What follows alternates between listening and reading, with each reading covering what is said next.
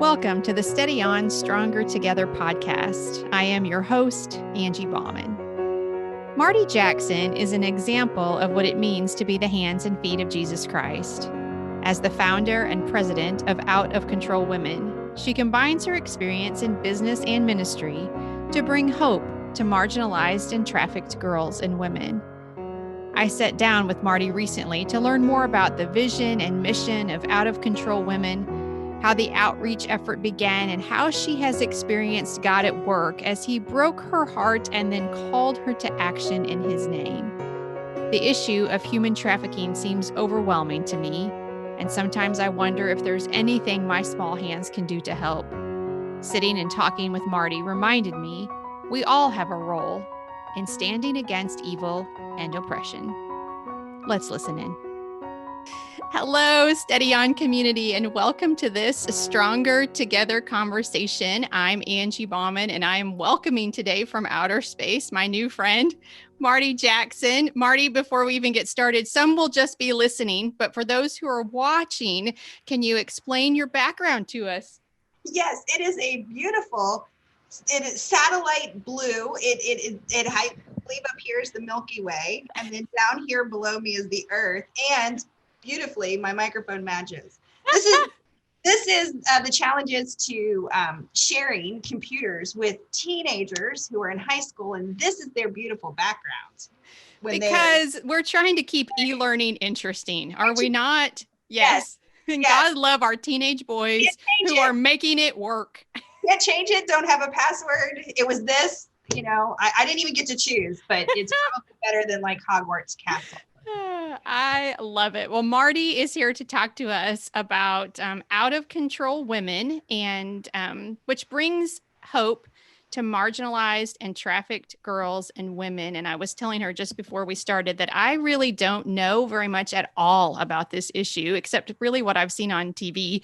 And I think probably some of that's good and maybe some of it's not good in terms of, you know, that being your education. So I'm so excited to be having this conversation with you today. So thanks for joining us. And will you tell us just a little bit about yourself and your family before we dive into kind of what you're doing with Out of Control Women? Sure. And thank you so much for letting me be here. I feel like we're instant friends. I love it. So I can't wait to talk to everybody who's out there and, reach out to me because I'll talk your face off. I'm a talker. I think that's my spiritual gift is talking your face off. That must be a different version of the Bible you have. If that's in your list, I have never seen that one. Shepherding and, stewarding and apostleship and then talking. Mine's number one. I was the kid that got the report card in school that said talks too much, talks way too much, needs to stop talking. So those were mine. So I live in Southern Indiana with my husband, Michael Jackson. We have 3 children, so we are the Jackson 5. That's how I sign our Christmas card. No, we don't do Christmas cards anymore. Who am I joking? Yeah. Thank you, pandemic. We did away with those. I'm a pastor's kid, and I've been a minister for 2 decades, as well as I have a passion for commerce and how it can help women on their journey and business as well. So that's kind of who I am. I love women, and I love helping them take their next best step. And that's what I've served on church teams doing. But God has led me into a season to really kind of dive deeper, take a deeper step of serving him in serving at-risk and women who have been rescued from trafficking. We are not the actual rescuers. We know that Jesus does that, but we are part of the solution, either proactively or after they've been rescued. So tell us just a little bit then about what is Out of Control Women, that nonprofit. It's a nonprofit organization. Do I have that right? Yeah. And so what was the beginning of it and kind of what is its passion right now? How old is it? Where are you with that organization right now? And we unofficially started in June of 2019, but we are really in the early stages here in 2020. About 2 years ago, I think it's been in March, we headed over to Romania. I went as a minister on our staff to escort 3 interns. And during that time, I was to go learn as much as we could about our ministry partner, Me Not Ministries. She's one of our partners. Well, I'll talk about here in a minute. Okay. In Romania. And she is geared, Rachel Ross is the director there, and she serves the Roma. And a derogatory term that we have heard a lot in our vernacular is gypsy. And we don't actually use that term. We refer to them as the Roma in hopes that we will restore. But the Roma are a persecuted people in Romania. They are often left to die. They're trafficked, they're sold. 90% of them are unemployed, and many of them don't have even so much as a birth certificate. It's as if they don't exist. And so Rachel had gone to serve, and she asked me, hey, come over, bring the interns, and then let's plan to take an all women's trip at the end of the year, which we did. But when I was there, I had a chance to sit and meet some of her young women. And it was one of those moments in hearing one of her young women, I'll just call her M, I won't call her by name, but M started to share a story with Rachel, and she was frantic. And Rachel listened, and this went on for about an hour. And then later I asked Rachel about it, and I said, Rachel, what can you tell me? Because if we're going to lead a team here, we're going to serve, how do we do that well? How do we come alongside, child marriage, and we're talking about 10 and 11 and 12-year-old girls getting married. We're talking about, trafficking. And she said, oh, that's what Em was talking about. She would like us to get in the car and go get a 9-year-old little girl. And it was as if in that moment, everything stopped for me, because when she began to tell me this little 9-year-old girl was sold by her parents, not strangers. She wasn't taken in a car. Parents knew right where she was, sold her to be able to provide for the rest of their family to a man who was 5 times her age into marriage. But then, as if that horror is not enough, he sells her and for sexual favors, and then beats her for it when she comes home. And she was a year older than my own daughter. And I thought, I would move mountains. I would search the world over if my daughter ever went missing. And in that moment, Out of Control Women was born. And I'll talk a little bit about what it means, and I hate to go so serious immediately, but it was in that moment where I felt not, it was a journey over the next 2 years of what God did to help me step into this. But it was just, you can't unsee what you've seen. You can't unhear what you've heard. And, if you won't go, who will go? And it's kind of that, Lord, send me. There's often those list of things that we want God to send us to do, the things that are pretty. But I thought, nobody's looking for her. And I want that little girl, and I want other young women to know that they have a creator, that they were created in love, that they were created with a purpose and not what they are experiencing or what they could potentially experience. So I think I hijacked your question there, but no, that's where it was born, because, and that's a little bit, that's where it was, because here I am struggling with my own, how do I surrender my life? My own thinking of my life is not my own. I don't control it. And that here are these young women whose lives have been taken completely out of their control. And I thought, wow, one should serve the other. Yes. And I kept looking around for somebody else. I kept telling people, one should serve the other. And I couldn't find anybody that would go. And then I thought, well, maybe God's saying, send me. I have 2 questions about my mind is going all kinds of directions as I'm listening to you tell that story, but I want to ask you a personal question first about it. Like, can I safely assume that when that was laid on your heart, you felt like totally unqualified, uneducated? Like, is that a safe assumption? What did that feel like when you're like, wait a second, I think this is my calling, but it can't be my calling, right? It can't be my calling because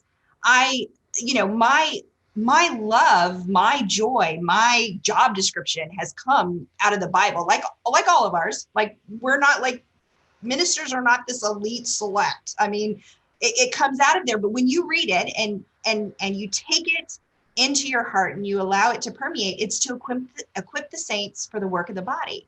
And like I said, it wasn't just this idea of, oh, I need to go find people. It was, okay, now I can't wait to get on a plane because I need to go home. There are thousands of women in our church. I will bring this to them. And that's what we did. We ended up going back to an all women's trip.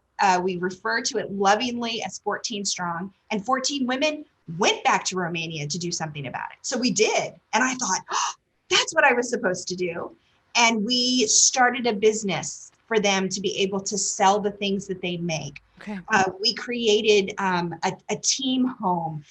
We finished some projects. We created a boutique. So the Roma women, they have trades. They make beads and candles and different things that they sell, not only around the world, but locally. And we created a store for them so they could work, and then they could have brand new clothes. And so I thought, Angie, my job was done it. Oh my gosh, look, because I thought God orchestrated. I took 14 strong, willed, smart women on a team to Romania. And I went with, and I had a co-leader, Maddie Turner at the time. And we just thought, this is the best. No one argued. Everyone worked together. It was beautiful watching people who financially set up the systems, and others who were creative in painting walls, and others who had mechanical engineering. Like, we had a nurse that was building these beautiful things. We had a lot of women at home that had created things, Angie, like they did over 2,000 hygiene pads for these girls so that they didn't have to use T-shirts and things that they found. Mm-hmm. We did entire medical closets. It was so beautiful. And I thought, I'm done. Like, and we came home, and my heart was not longing for that place. My heart was longing for all of the women who did not have that kind of place. Yeah. Yeah. They didn't have a refuge like they do in Romania. And it's, and then you look at it and you go, what are the top things when women and girls are rescued from that situation? And you can see them. You can see Salt and Light. You can see Scarlet Hope. You can see A21. I mean, there's beautiful organizations that are, and that's what I thought. Hey, I'll join one of those teams. Give me a baseball bat and get out of my way. Yeah. That's because I'm good at wrecking things. Like that's the kind of person I am. Like, I'm not equipped to do this. Yeah. I'm not equipped to do this. I can tell you about more of my deficiencies than I can tell you my gifts. I hear you. Because that's what we go to. And I think and there's so many Bible stories that I think help us, if we're willing to look at them, how when people are called to things so often, God is using people that are like, oh no, you're calling me in the very area I can't help you. Right. Yeah. Mm-hmm. And to sit with women. I was part of a very large church before COVID. There were almost 7,000 attenders of the church. And so I have sat with hundreds of women over the last 3 years, Angie.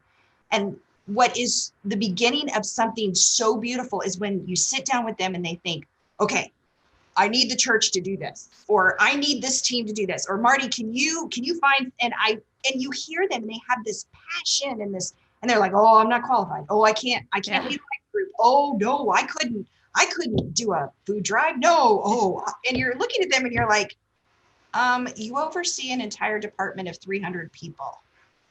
You can pray out loud when we start the devotion. You can do this, right?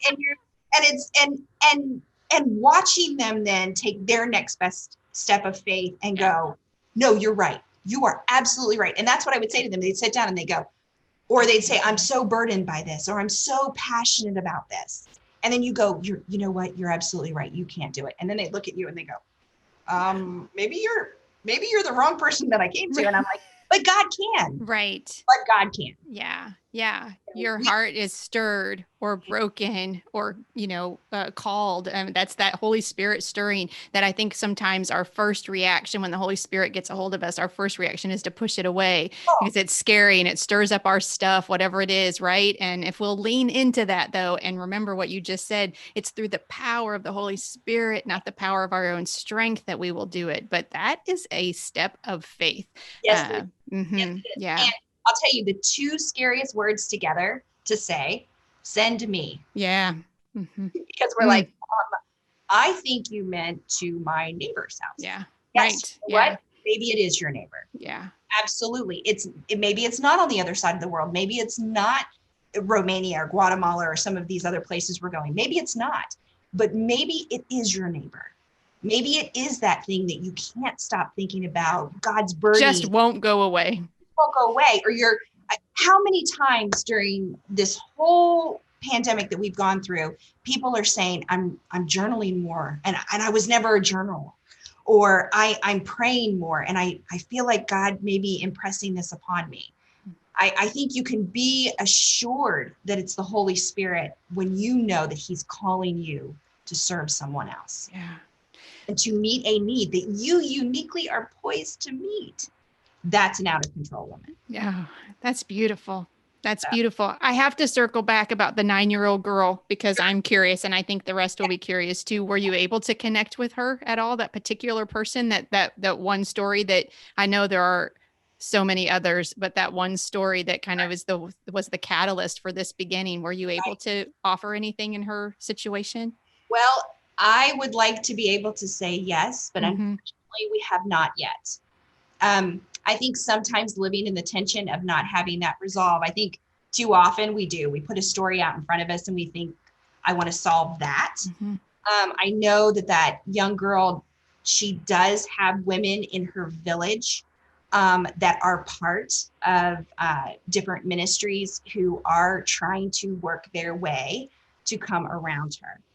And so right now, with us wanting to go back to Romania and create a place for jobs, our hope is that someday we will rescue her. We want to move forward knowing that we want to rescue girls and women like her. So I would love to say we've resolved that tension. And Angie, it's something I wake up every day thinking about. It's something that will not go away. And I pray that God will use us or use some of these Roma women who have come to know Christ. And isn't that the beautiful thing? Yes. Is that if one of those young Roma girls has the opportunity to step into her life and rescue her, that will be part of both of their stories for Jesus Christ. That's my prayer, is not that we will rescue her, is that her own people will rescue her. Yes. Jesus will use her people to rescue her. I appreciate you sharing that part of it because I think it's really important for all of us who want to be obedient to the Lord to recognize and be willing to live in what you call that tension. I think that's a perfect word of I am answering this call and it's not pretty. It's not all cleaned up. It doesn't have that kind of bow on the package at the end of the day always, right? And yet I still feel like I'm moving in the right direction and this is the call of God on my heart and life. Yeah. Yeah. And you and I have spoken about these beautiful things that we don't always see. We're not entitled to see what God is doing. We're not entitled. Right. Just because, obedience does not always come with a beginning, a middle, and an end. I mean, it doesn't. And I that's my only caution about story is that, we have to live in our stories. We cannot always accelerate to the end because we don't know what that looks like. Right. And so it makes you ask the question, does it matter? Are we helping?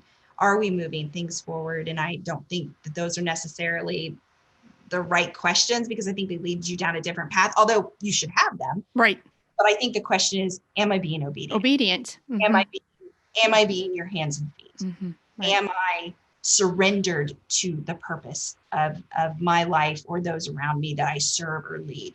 And am I willing to trust in that calling, even when I don't understand? Right. So bold words. Yeah, talk to me about how would you explain to us what even a trafficked or exploited woman is? And will you tell us just a little bit about what happens maybe in that culture or in that circumstance that makes her vulnerable for that? Sure. I have to tell you, globally, across the world, it is so different. Okay. I think again, living in this idea of understanding that it looks very different depending on where you are. Where I am, I'm in rural southern Indiana. I am right across the river from Louisville. I live in a hamlet. Yeah, I'm glad we have a zip code, and I think it's only because we have a post office. But that's pretty much it. And we're about 8 miles outside of a fairly large city here called New Albany, Indiana.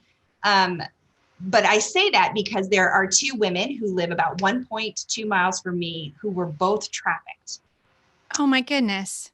They are living with a partnership, and they're going through healing. But I think, Angie, what we forget is that we think that it's maybe children that are on the street, maybe it's, parents that are selling their children, maybe it's socioeconomic issues or influences, and it's not. They had a middle class upbringing, and they were taken, and they were held against their will, and the things that were done for them were sexual exploitation, although it's not always, and that's one of the things I want to talk about.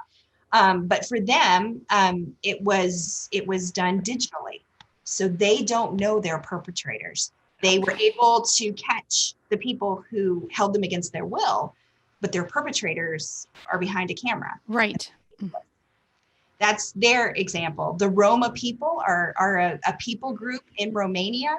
And so they're often undocumented. They 90% are unemployed. How do you feed your other children if you cannot work, or you don't have land, or, how do you do that? So there are people groups. Guatemala is a place that we hope to go into. And quite a few women, it's generational abuse, sexual abuse. And so once that begins to happen, and then a lot of times they'll traffic out the children there. But that's sexual exploitation. They say that there's anywhere from, and this is the part that blows my mind, 20 to 40 million people in the world who are indentured. You can head to A21 and read their prospectus. You can head to Tim Tebow Foundation, read theirs, and you can go to the state.gov. You can read the state departments, and you can even go into different countries like Estonia and read what they're doing in the EU. Different countries, they have these perspectives that you can read, and they're saying anywhere from 20 to 40 million people.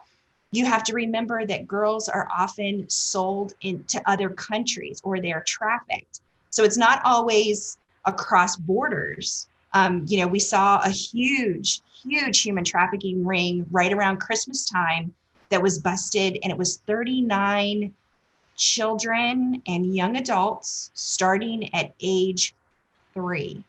And they were busted in Georgia, US, not the country. Right. And so a lot of those girls were housekeepers. Different things. So I do want to make certain, Angie, that we know that not everybody who is trafficked is sexually abused. Mm-hmm. Some of them are indentured to families, and they're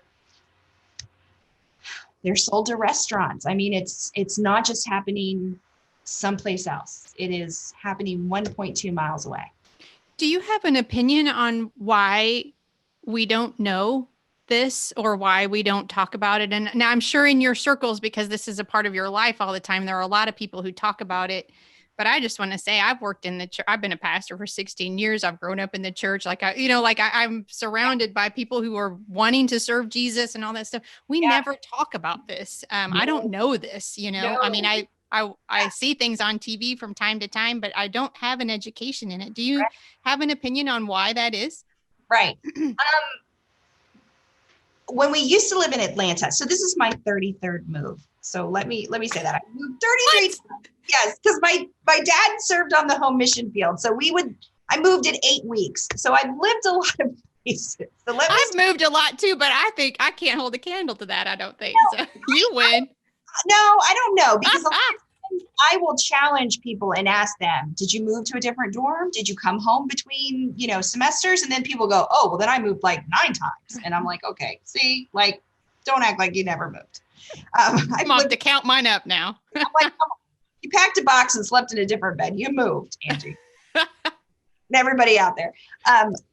When we lived in Atlanta for about 5 years, that's where our daughter was born. And I had a chance to, there was a group that was founded while I was there called Street Grace. And it was because there were so many people that moved through the Atlanta terminal. And they were finding kids that were disoriented. There were people being taken off planes that they were sure maybe were moving drugs, but they had actually been drugged themselves. There were not just these people always associate trafficking with prostitution. Yes, it's a huge part of it. So let's say that, but it's also people gathering up people who are forgotten, people who are left behind, people who are marginalized in some way. And you can go to Street Grace and you can see, but a lot of it is people seeking out children and young adults for sexual favors, and their children, they're being trafficked because people have control of their lives, and then they're entering them into that. But you can also look at a lot of different organizations like Scarlet Hope. They have some trafficking women who have been rescued from trafficking, but they're working to help women who are in or have left the dancing, exotic dancing, okay. Or being on the street. And so a lot of times they will encounter women who maybe they were forced out of their home, or they just never had an adult that took care of them. And I also want to make certain that I say this, Angie, especially if we have any church leaders, it's not just women, it's also boys. There's a growing boys. You look at people in Florida working in different places, and then you find out they're being held against their will, or people have their papers, or you can watch the Super Bowls and some of the different huge games, and people will bring people in for sexual exploitation. But there's also people who are indentured to families who have brought them from other countries. They don't pay them, and they work in their homes, or they work in their businesses. I think just the other day, I'm not sure if it was what news source it was, so Google it so I don't say what's wrong, but a news source said that there was a stewardess on a flight that noticed a child just seemed off, and was able to get a message and say, are you safe? And the child said no. And they ended up finding out that child did not belong to the adult who was holding their papers. Wow. So sometimes you just have to look up.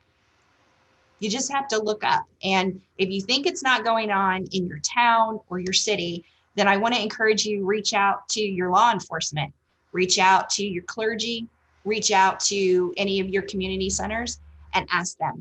And I think most people would be surprised, because most of the time they would say yes, that there was somebody, or there is somebody in their community. Yeah.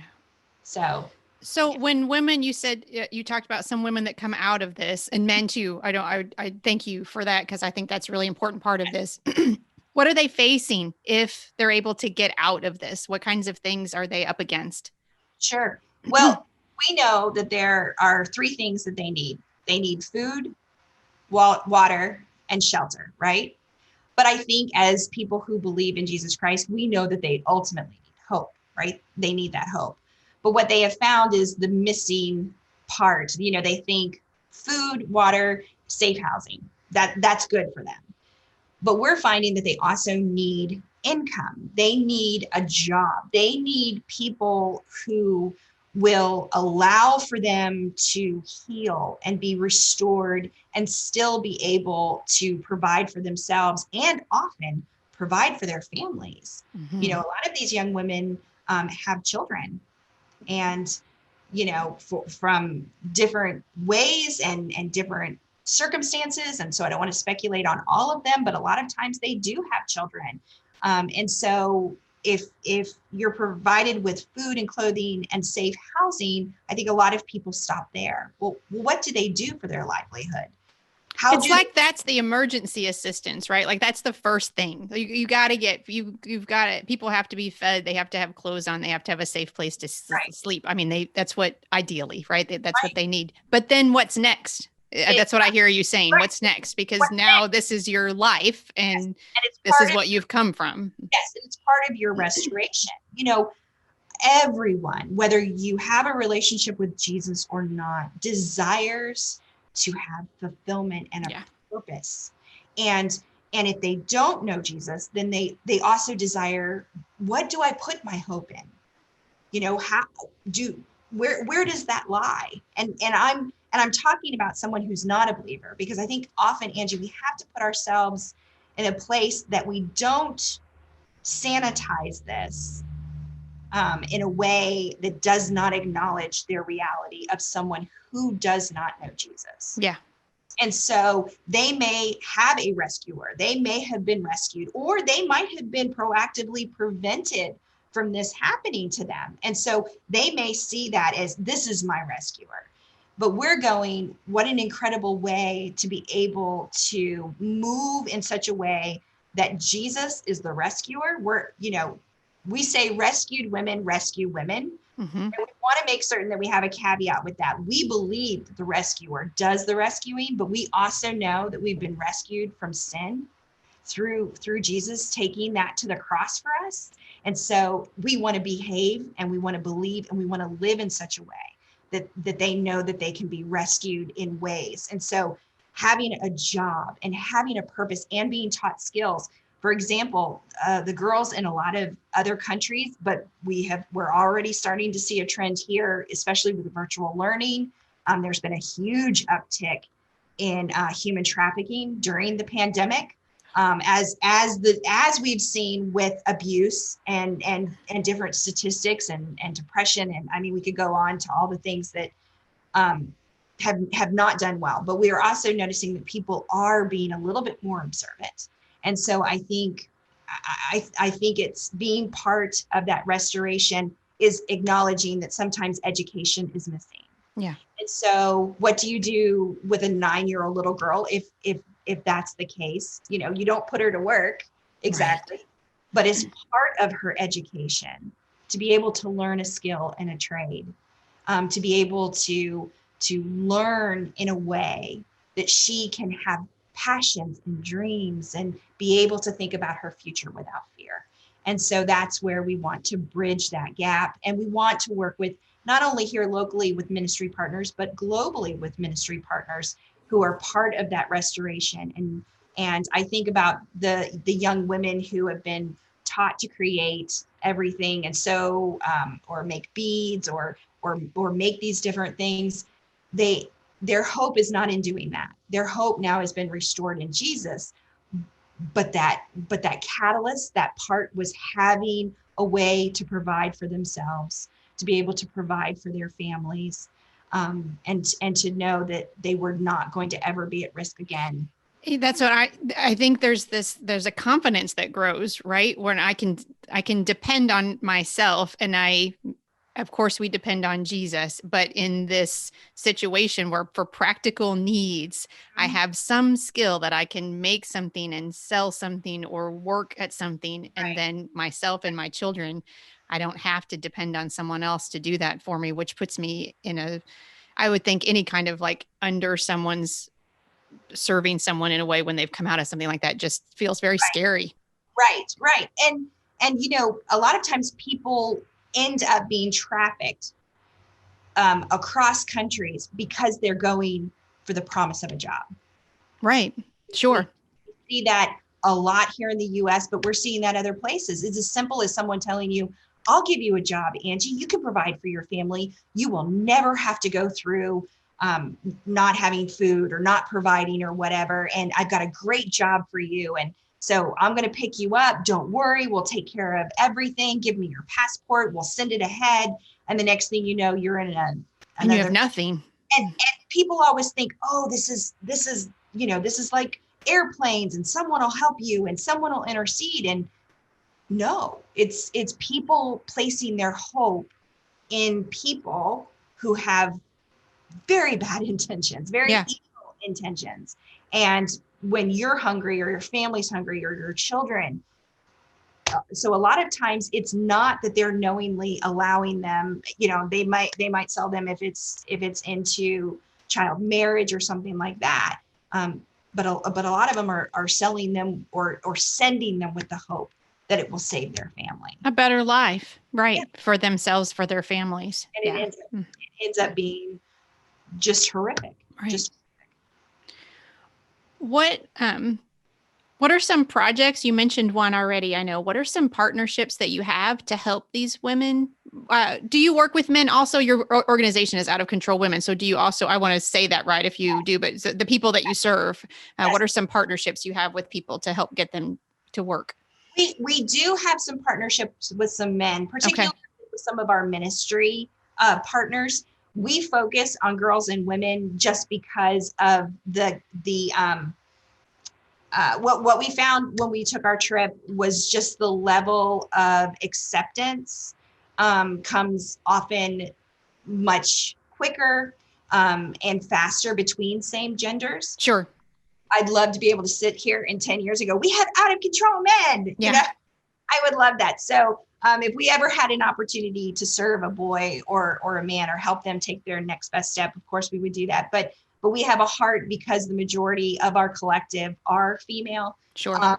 And because they make up 70 to 80% of those who are trafficked are women. And that depends again on the statistics of where you are in the world.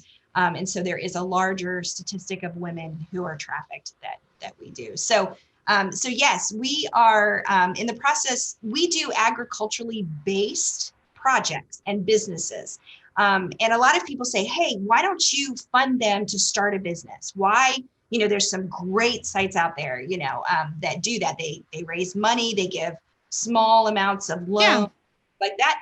But again, a lot of these young girls and women, they have no social skills. They have no trade skills. They not only can't read and write, but they are shunned. I mean, some of these girls, if they go to different parts of their towns, could run the risk of being stoned physically with rocks out of the street. I mean, that's how they're treated. So because of what was done to them? No, because of their ethnicity. Ethnicity. I know.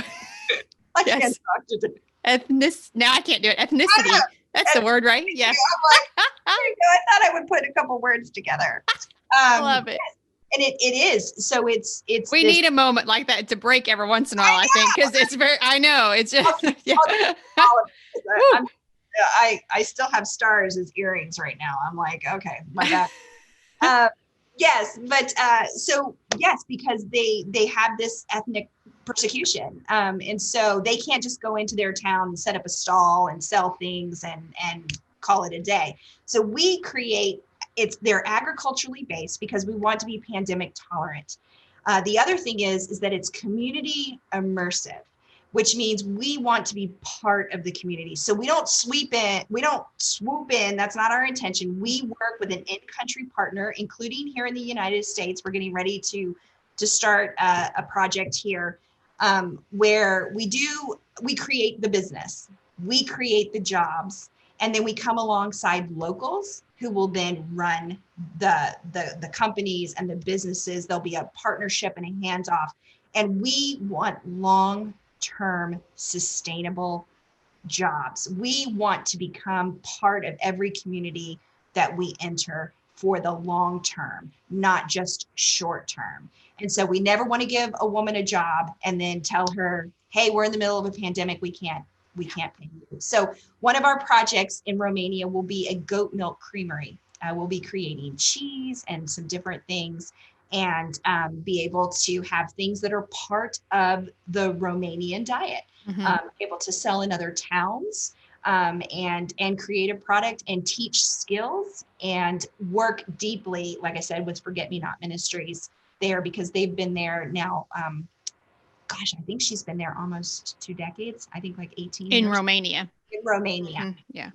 And so and the women will live in a place called Casa Cala. They'll be able to go to school and that sort of thing. And then we will provide jobs and build a business where they sell cheese. It's like a safe house. Like it feels like a safe house, right? We're going to address not only those needs that we talked about, the food and the shelter, but the deeper issues that are a part of their lives because of what's happened to them.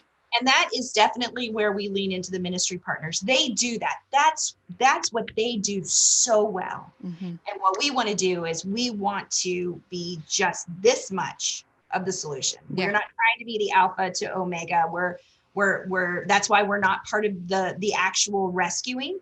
But we're hoping to create business entities that allow us, and we've done it. I mean, we did it as a group of 14 a couple of years ago, and we believe that we can do it again. We also want to go to Guatemala. A lot of the young women there, we work with Molly Noonan. She's fantastic. She's putting together a school where these kindergarten girls are going to be able to go to school. And so we're hoping to be able to come in and do some container gardening and some micro farms, as well as some different, coffee and cocoa and some other things that are some long-term crops. And be able to sell them again and learn trade, be able to do that there. And so, and a lot of the mamas are 15 and 16 years old, and they have 5 and 6-year-old girls. And so you're going, these are teenagers that have an opportunity to learn skills. And then our hope is to be able to help women maybe start their own agricultural based business in Guatemala. To be able to have a small plot or to have a small land and to be able to help them sell their own things that they grow. And so do you feel at this point, because the ministry is still fairly young, but do you feel at this point when you're facing, I wrote down 20 to 40 million people that are, is the Lord opening your heart to the difference your efforts are making? Does that make sense? And, it's such a large problem. And I think sometimes when we're called to something, one of our objections again is, what difference can I make? Or do you feel encouraged in the difference you're making? I think that it's easy to get lost in all of that, but I think what we've decided is to put our eyes on the Great Commission. Yes. The very first thing that he says is go. Yeah. Everything else is laid out. It's not to the detail. And I think that I always want, as long as I'm drawing breath on this side of heaven, is to go and let him sort it out. I'd rather be wrong with my eyes on Jesus as far as not being able to address all 40 million people. But I would rather go and know that we impact one. And I think repeatedly, what is it that Jesus kept saying? Feed my sheep. Feed my sheep. He wasn't talking about going out with a bucket and throwing it into the field and that's not what he was saying. And I think that, he didn't say it once, he didn't say it twice, he said it 3 times. And I'm going, that's what I want to be about. That's where I want to be found. Yeah. And I think we can get lost. We can get lost with the whole, forest and tree thing. And I'm going, no, if we can help one, if we can help a group, if maybe we can help other women do that, can help other women respond in such a way around the world that they go, no, we can make a difference. We can make a change. We can help one woman. Right down the road is a great organization called the Mustard Seed, and they work with SOAR, which are women who have abuse in their background. It's not always trafficking. It's any kind of abuse, childhood abuse. And they provide jobs. And they want to train people who need to be part. They need to have a change. And here is this organization that, they are a beautiful curated thrift and consignment and just this beautiful store. But they're going, we want to help people, and we want to help people in a real way, whether that's job or training or whatever it is. And so I think more businesses, Angie, I know that we won't solve it all, but I think to the one person who feels like I'm forgotten, that this is the evil that has come into my life, I want them to know Jesus and just believe that only he can do that. But we don't know. Will these girls go on then to save their own people? And I think it's the same thing. You know, Esther could have walked in and gotten struck down and it would have all been over. Mm-hmm.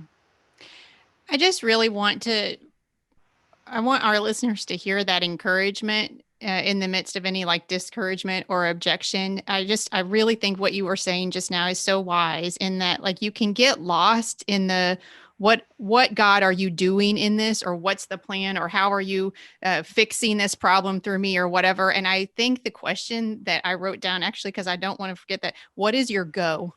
I think that's all we need to know. Like the Lord is calling us to go, and what is your go? And if you'll take that next step, I say this all the time. If people listen to me, they know, like so often I'm just like, show me where we're going and I'll get us there. Like and he's like, no, you don't need to know where we're going. You need to focus right here on your feet and the next step that I'm shining the light on. That's your go, sweetheart. Right. And I think that that's just such an important part of being in ministry for him and with him. He invites us to partner with him, but sometimes we get, we feel like we can't because we don't understand where we're going, or we can't fix this 40 million people problem. Right. But you and your organization and the people you work with are making such an impactful difference. I don't know if that's how you say that, but it's just such a difference in the lives of people. I just feel that from talking to you. So, well, thank you. Cause it can be discouraging. Yes. We're not like, everything's great. No, it's not, but we live in a broken and fallen world. And I think if you open your Bible and you read any story, I mean, I don't know a single story that God didn't say go. Oh. I mean, you've got a man who's going to sacrifice his son. I don't know about you, but that's not a go I would have wanted. You know, you look at David and it's like, he didn't go running down that hill with all of that stuff on him. He went with a couple of rocks and a band. And you're going, God said go. He said go. And it's like, so don't try to load up everything in this pack that you think that you need. I think I've learned that Jesus is more than enough. And paint the end for him. I think sometimes we try to paint the end for him. Oh, yeah. Sure. And this is where I'll say yes, but I want it to look this way, you know. Sure. Yeah, we can get real caught up in that. And I want to be careful, because I think sometimes when people hear out of control women, they think, oh, you're dancing on the tables. And I'm like, well, we don't quite know each other yet. Yes. No, it's not crazy. It really is. I think it's out of our control, you know, and maybe when you're getting ready for your go, you're packed very differently. Maybe you have resources, or maybe you have whatever, you know, the relationships that we have been the most beautiful thing, Angie, that God has given us for our organization and for our collective and our team. The relationships to be able to stand and serve beside the men and women who are in the fields. You know what? The harvest, right? It's plentiful, but where are all the people? And to be able to come alongside. So yes, I think please do not try to define. Yeah. Don't try that. So yeah. Let me I have one final question for you. We've talked about so much. I know before I ask it though, I just want, if people want to help or learn more, send us to where we can find that information for you and the organization. Sure. You can go to Facebook, Instagram, and it's Out of Control Women, or you can go to outofcontrolwomen.com. We do have a video. It's in there. We have a new video, and you can kind of watch a little bit of our story and where we're heading. And know that come February, the middle of February, we're going to have some updates on our projects. And so if you want to sign up to be an Out of Control Women, or for our gentlemen, if you want to be an ally, you can sign up and we will update you. That'll be coming the middle of January, probably around the 15th or 16th. Okay. With just some of our projects and some of the things that we have, some next steps and some tangible ways. So I know that organizations often talk about money, resources, funding. I was going to ask, that was my next question. Can we support you through the website? Absolutely, you can. And we have some things through GoFundMe. We have a charity page there. But, you know, there are two things that we ask for. And the very most important thing is prayer. And I think that too often people go, oh, that's just a soft. No, that's not a soft request. That is, if you're listening to this, please add us to your prayers. Like, it's not just the work we do. It is the work that people do to stand against evil on behalf of their Savior, Jesus Christ. We are such a small toenail part of that.